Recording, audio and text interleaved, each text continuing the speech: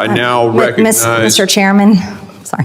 I ask unanimous consent to enter for the record. One of our colleagues had asked if there was evidence if the so-called Maryland man, Kilmar Abrego Garcia, was MS-13. According to the Attorney General of the United States, she posted that the evidence shows Kilmar Abrego Garcia has repeatedly been identified as a member of MS-13 by a Maryland County Police Gang unit, which I introduced for the record, a reliable confidential informant, ICE officers, an immigration judge agreed, and an appellate board agreed. Without... So you have, is that a court order? Well, I object. No, she can put anything she wants in the record. She's not complying to your request, Mr. Goldman. She asked for unanimous consent. Okay, so you're objecting to her putting that into the record? I am objecting subject to a clarification. Is that a court order that establishes that he's a member of MS-13? Ladies and gentlemen, welcome back to Liberty Watchtower, where truth takes center stage.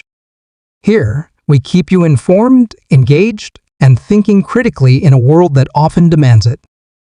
If you're new to the channel, like this video, subscribe, and tap the notification bell to never miss a dose of real, unfiltered truth.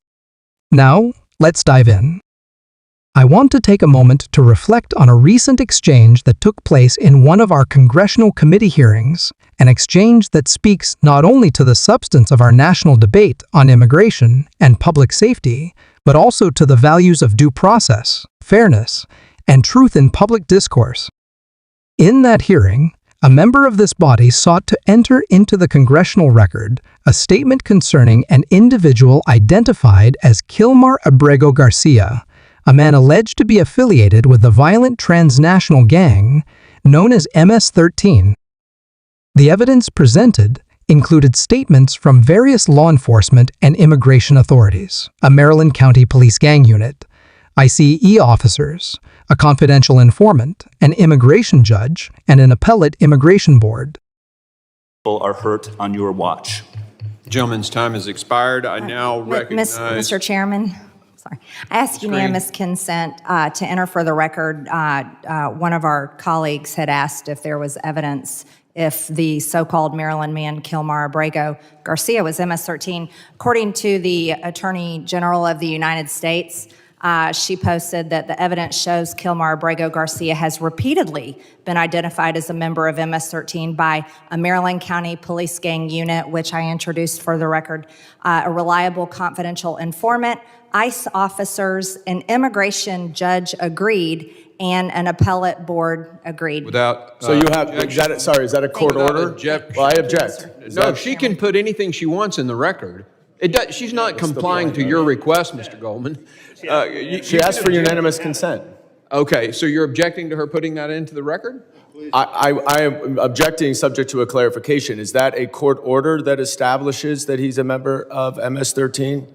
An immigration judge agreed that he was MS-13. For bail purposes. An appellate board agreed. Don't misrepresent. Hold on. A judge. Everybody pause. We're going to let one person talk at a time. You ask a question. Answer the question, please. According to the Attorney General of the United States, she informed the country that an immigration judge agreed that your Maryland man, Kilmar Abrego Garcia, is MS-13. An appellate board agreed. ICE officers you are misstating agreed. What the reliable Mr. Goldman, informant. the clock is not yours right now. She has the floor. Please continue answering the question. Thank you, Mr. Chairman. A Maryland County She's not answering the question, sir. No, she's going to answer the question, and then you can object to her answer. Make sure that she answers the question? Finish answer. You just said, please, finish your answer. A Maryland County Police Gang unit agreed that he's MS-13. A reliable confidential informant agreed that he's MS-13. ICE officers agreed that he's MS-13. An immigration judge agreed that he's MS-13. An appellate board agreed that Kilmar Abrego Garcia, your Maryland man, is MS-13. Okay. I object. Have the floor. What do you want to say? I object because she is misstating the record and the facts. That is not accurate, and therefore I object to that being introduced. There is no... Mr. Sir, can Chairman? I explain? You let her go on. Go ahead. There is no final court order establishing that he's a member.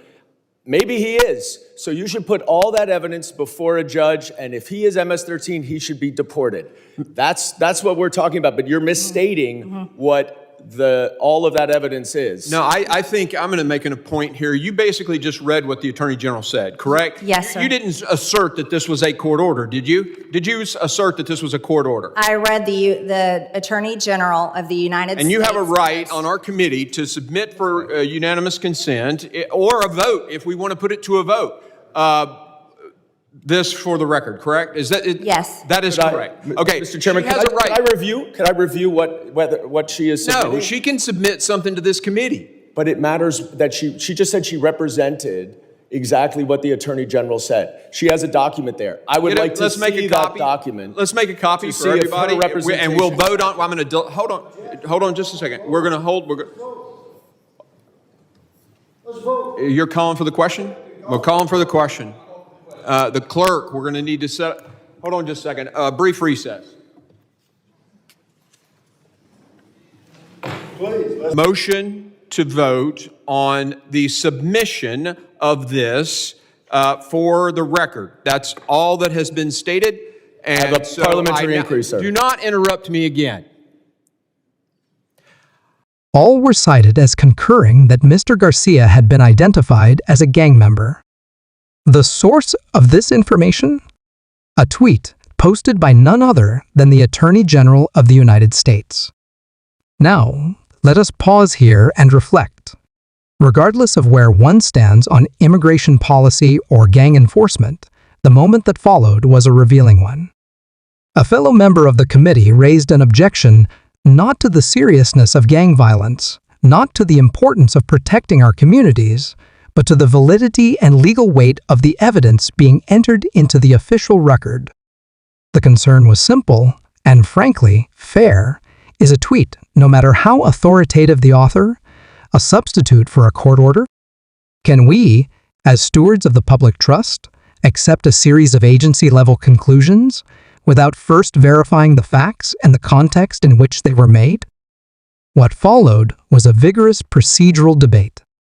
Should the objecting member have a chance to review the evidence? What are the rules for submitting materials into the record? Can a social media post constitute formal evidence before a congressional body? After a brief recess and review, the objection was ultimately withdrawn.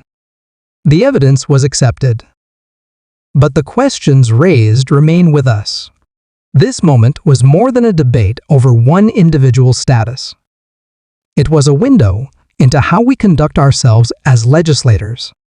It was a test of whether facts still matter in our deliberations and whether we are willing to pause even briefly to ensure accuracy before proceeding in the name of justice. Let us not lose sight of what is at stake. We must protect our communities from violence. We must uphold the law. But we must also protect the integrity of our institutions by making sure that the information we put on the record is complete, verified, and truthful. The rule of law is not upheld by speed, but by rigor. And truth, real truth, does not fear scrutiny. We are on the vote on whether or not this can be entered into the record. A motion has been made, and we will vote on that motion. All of those in favor. I have a parliamentary inquiry before we vote, sir. Mr. Ranking Member. It's our request that we object. And in the middle of the objection, you consider a motion, which... He was done talking about Ms. No, he wasn't. No, he wasn't. You stopped him from talking. I just have a parliamentary inquiry. A parliamentary inquiry.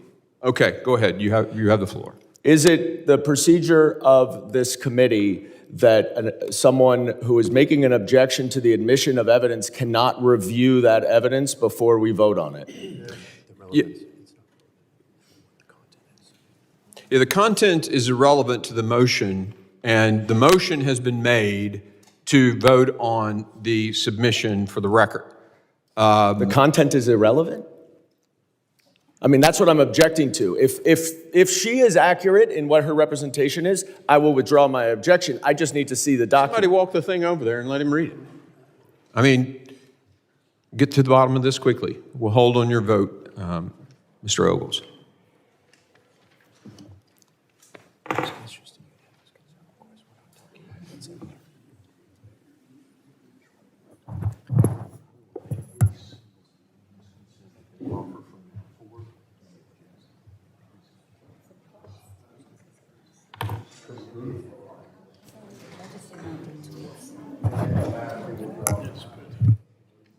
Mr. Chairman, given that this is a tweet from the Attorney General that is effectively, I believe, consistent with what Ms. Taylor Greene says, I withdraw my objection. Gentleman withdraws his objection. I now recognize, who's up? Mr. Jimenez for his 5 minutes of questioning. Thank you, Mr. Chairman, and thank you, Madam Secretary, for the fine work that you've done. I also want to thank you for approving the members on this side of the aisle, and myself included,